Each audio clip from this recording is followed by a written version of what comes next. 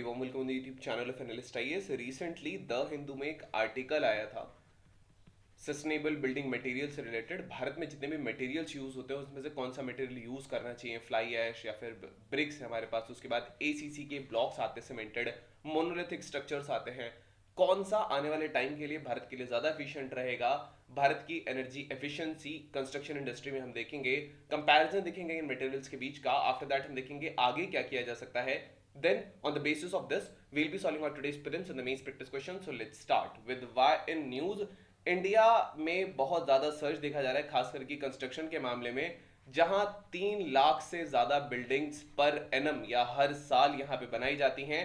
और ये जो ग्रोथ है ये इकोनॉमिक प्रोस्पेक्टस लाती है, ये लिविंग कंडीशंस की बात करता है और इसका क्या इम्पैक्ट होगा खास करके हमारे आसपास के एनवायरमेंट पर, उस पर डिपेंड करता है। नाउ नेक्स्ट और जो चीज है यहाँ पर, अगर हम भारत की एनर्जी एफिशिएंसी देखेंगे तो एनर्जी एफिशिएंसी खास करके रेसिडेंशियल बिल्डिंग्स में एड्रेस करना बहुत ज्यादा जरूरी है। पर्टिकुलरली इंडिया की जो एनर्जी और जो कूलिंग डिमांड्स हैं ये बहुत ज्यादा बढ़ती जा रही हैं। इकोनॉमिक एक्सपेंशन है, रैपिड अर्बनाइजेशन है, अर्बन हीट आइलैंड्स हैं और क्लाइमेट चेंज भी है।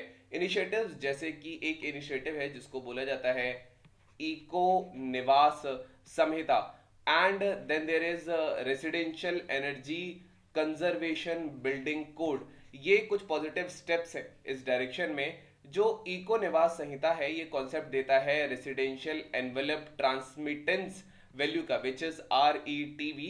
ये एक हीट ट्रांसफर का basically metric gauging type system होता है। रेसिडेंशियल एनवेलप हीट ट्रांसमिटेंस ये एक ऐसा रेट होता है, रिमेंबर ये एक रेट है जहां पर जब कूलिंग पीरियड आता है, जब बिल्डिंग्स ठंडा होना शुरू होती हैं, देन उस कूलिंग पीरियड के टाइम पे कितना हीट गेन हुआ है इस टाइम पे थ्रू आउट जो बिल्डिंग के अंदर का एनवेलप है, रूफ को हटाने के बाद, और इस एरिया को डिवाइड किया जाता है जितना रेसिडेंशियल यूनिट का यहाँ पे एरिया है। तो यहां पर जो आता है दैट इज योर एनर्जी पर मीटर स्क्वायर या वॉट पर मीटर स्क्वायर इसकी यूनिट होती है।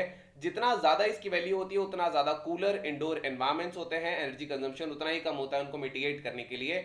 ऑप्टिमल एफिशिएंसी की अगर यहाँ पे बात करेंगे तो यहाँ पे एक कंफर्टेबल ऑक्यूपेंट के लिए यूटिलिटी कॉस्ट भी यहाँ पे कम हो, तो रिकमेंडेड जो RETV की वैल्यू है दैट इज अराउंड 15 वॉट पर मीटर स्क्वायर या इससे कम होनी चाहिए।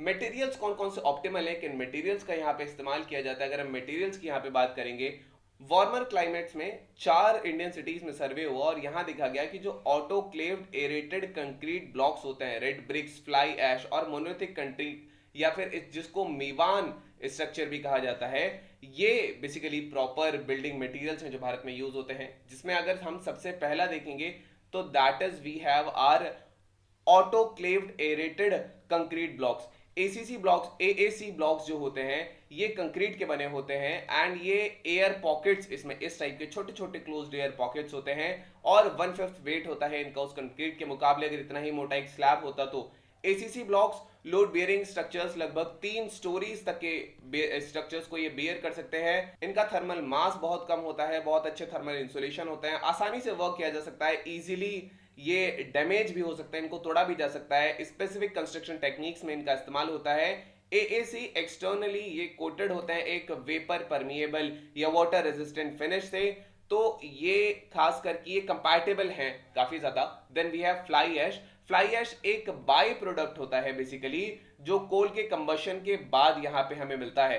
इलेक्ट्रिक यूटिलिटी और इंडस्ट्रियल बॉयलर्स में ये मिलता है। बिल्डिंग मटेरियल है अच्छा, ये स्ट्रक्चर को फिल्ड करने में, रोड कंस्ट्रक्शन करने में, ब्रिक्स बनाने में, सेरेमेटिक टाइल्स, प्लास्टर, पोर्टलैंड सीमेंट बनाने में, रेडीमिक्स सीमेंट बनाने में हेल्प होता है। बाकी बिल्डिंग मटेरियल जिसमें फ्लाई ऐश होती है इसमें हॉट मिक्स एस्फाल्ट होता है, ग्रॉट फिल या वॉल बोर्ड, कंक्रीट पाइप्स में, कंक्रीट ब्रिक्स में इसका यूज किया जाता है। इसकी कुछ बेनिफिट्स हैं। सबसे पहला कि ये बहुत ज्यादा कॉस्ट इफेक्टिव है, अल्टरनेटिव है अगर हम पोर्टलैंड सीमेंट की बात करेंगे, कन्वेंशनल सीमेंट की बात करेंगे। ड्यूरेबिलिटी यहाँ बढ़ जाती है, वर्केबिलिटी बढ़ जाती है, ये क्रैकिंग को, एक्सपेंशन को कम करने में हेल्प करता है, परमिएबिलिटी कम करता है, सल्फेट्स और एल्कली एग्रीगेट रिएक्शन से यहाँ रेजिस्टेंट है, रिसाइकल जो कोल बर्निंग वेस्ट की होती है वो उसमें हेल्प करता है, प्लस CO2 के एमिशन को कम करने में हेल्प करता है। कुछ चैलेंजेस हैं, ज्यादा ड्राइंग में समय लेता है, सेटिंग टाइम ज्यादा है, कोल्ड क्लाइमेट में बहुत धीरे धीरे डिले सेटिंग होती है, कम स्ट्रेंथ का डेवलपमेंट है खास करके कोल्ड क्लाइमेट में, और इसका डिस्पोजल एनवायरमेंटल प्रोटेक्शन एक्ट के तहत करना पड़ता है, रेगुलेशंस के अंदर करना पड़ता है।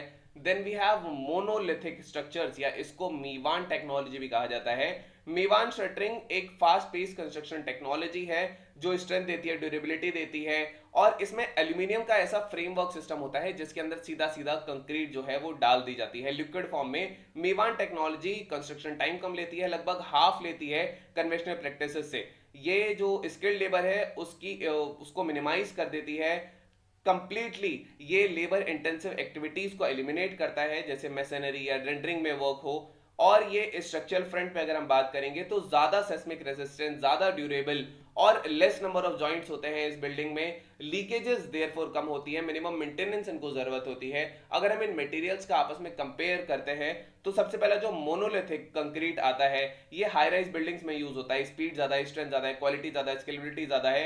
लगभग 60% से ज्यादा की जो बिल्डिंग्स होती हैं वहां पे ये यूज होता है। Then we have AAC blocks. AAC block जो है, ये जो हमने देखा था आरईटीवी के जो रेट थे या इवेल्युएशंस थे, इसमें ये सबसे अच्छा रहता है। लोएस्ट हीट ट्रांसफर वैल्यूज हैं इसके अलग अलग क्लाइमेट्स में, और थर्मली एफिशिएंट है। कंपैरेटिवली एनालिसिस करेंगे तो मोनोलिथिक कंक्रीट जो है सिग्निफिकेंटली हायर है। लगभग हम देखेंगे तो एएसी ब्लॉक्स के मुकाबले 75 टाइम्स ज्यादा यहाँ पे वो हीट रिटेन करता है एंड ग्रेट एनवायरमेंट इंपैक्ट भी देता है।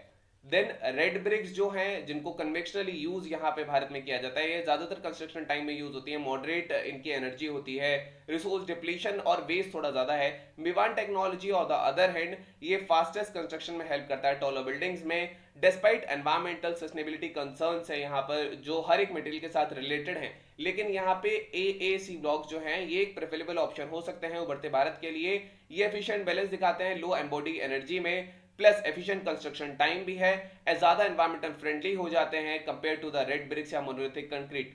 कॉस्टली भी कम रहेगा, which have higher embodied energies, और ये एसोसिएटेड रहते हैं एनवायरमेंटल इंपैक्ट्स के थ्रू। यहाँ पे कुछ वे फॉरवर्ड देखा जा सकता है। इनोवेटिव मटेरियल्स की खास करके भारत में बहुत ज्यादा जरूरत है। भारत में पोटेंशियल है कि हम नए सस्टेनेबल बिल्डिंग मटेरियल्स यहाँ बना सकते हैं। डिजाइन कोलैबोरेशन बढ़ सकता है वर्किंग सस्टेनेबिलिटी के एक्सपर्ट्स के साथ। यहाँ पर खास करके बिल्डिंग ओरिएंटेशन में, इंसुलेशन में, कूलिंग सिस्टम्स में ये एनर्जी एफिशिएंसी को इंक्रीज कर सकता है।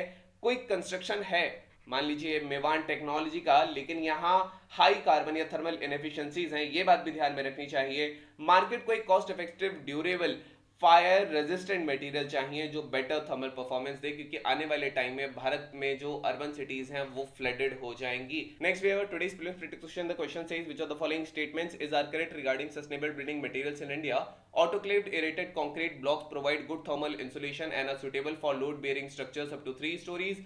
Fly ash, a byproduct of coal combustion, can be used to produce bricks, ceramic tiles and portlet cement. Monolithic concrete technology enhances seismic resistance and reduces construction time. Select the correct answer using code given below. Only 1, 2, 3 or none. So you can type down the comment section the relative to correct not. Then for today's main practice question, the question says evaluate the importance of energy efficient building materials in Indian construction industry in the context of growing energy demands and climate change. Assess the potential of the materials like autoclaved aerated concrete blocks and fly ash in promoting sustainable and thermally comfortable residential buildings. So this was all about today's video session. I hope you understood it very well.